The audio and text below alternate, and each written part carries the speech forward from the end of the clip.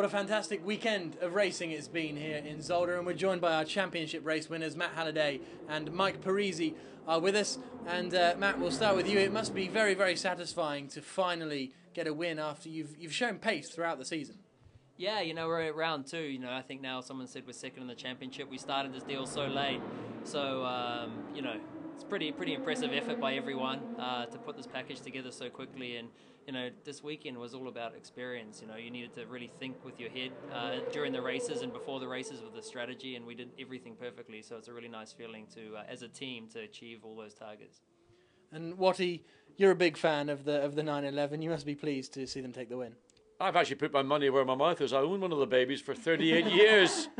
No, it was a great race. And what it was nice to see is after Nogaro, the progress that teams have made throughout the field, the balance of performance, which is always a thorny issue with some teams. BMW got the relief and they got a little bit more horsepower. It helped them win a qualifying race on Saturday.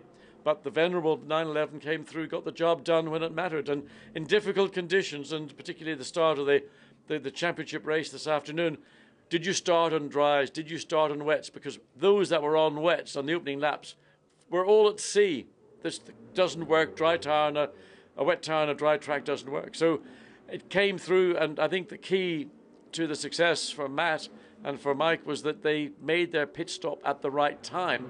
And they got out on the slicks, and by the time others then made their pit stop, the Porsche had tire temperature, which enabled them to consolidate the pace that they had, and then they defended. Mike did a brilliant job defending Hjalmar Berman in the BMW to the end. 20 minutes he had to do that nearly. Yeah, how important was that for you, Mike? Because you were out before the other cars, so when the Ferrari came out on slicks, he came out in front, but you already had the tyre temperature. Yeah, it was very hard because we took the strategy with Bernard to change tires very early during the race, and the first lap was incredible. It was very closed everywhere, and I tried to push a lot, and after I have one lap more on the reverse, so I had the chance to overtake them easy. Hayley, you've spent most of this weekend getting rained on, running up and down the pits, giving us tyre information. It's been a fascinating weekend of racing. It has. It's been.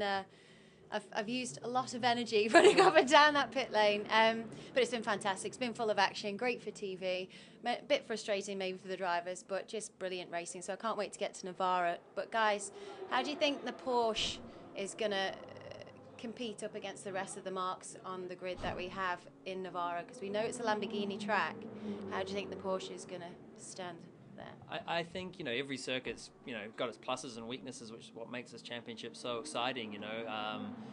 Nogaro wasn't really probably a great track for the Porsche. Here was a great track. I mean, there's so many different circuits coming up, so it's going to be up and down all the time. I think the Porsche, as has been proven many years in the past, is a very consistent package, and you know, we just got to use that consistency and the strengths and weaknesses when we have them to maximise the points, and you know, hopefully over the course of the season, the Porsche is the best package. So I'm pretty confident.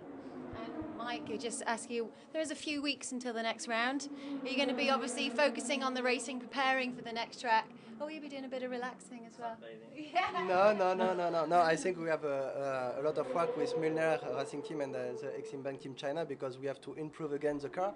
All the rivers here are have a very high level, so we have now the time to sleep. So we have to push again. The level is very hard. The race today was very hard too, because it was strategic, but it was set up and feeling with the car. So difficult condition, and the package is very good. There is a lot of possibility, but we have to continue to work hard, and we did it, and we have to do in the future. A couple of teams that really had struggled in Nogaro seemed to come right. One was particularly Maxime Martin and the Aston Martin. That first stint, absolutely blinding drive. I mean, a real virtuoso drive, but also on a personal level as well.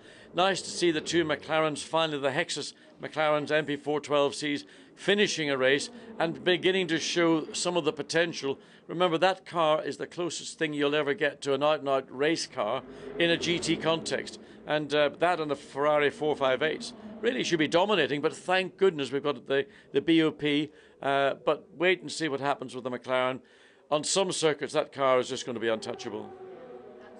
Absolutely. It has been a fantastic week of racing here in Zolder. We've had some crazy, crazy weather, and we've had some crazy, crazy drivers win the race in the end. Experience came to the fore, and they're going to be hoping to repeat that trick next weekend, or next time out, I should say, a month's time in Navarra. And we'll see you then for round 3 of the GT1 World Championship.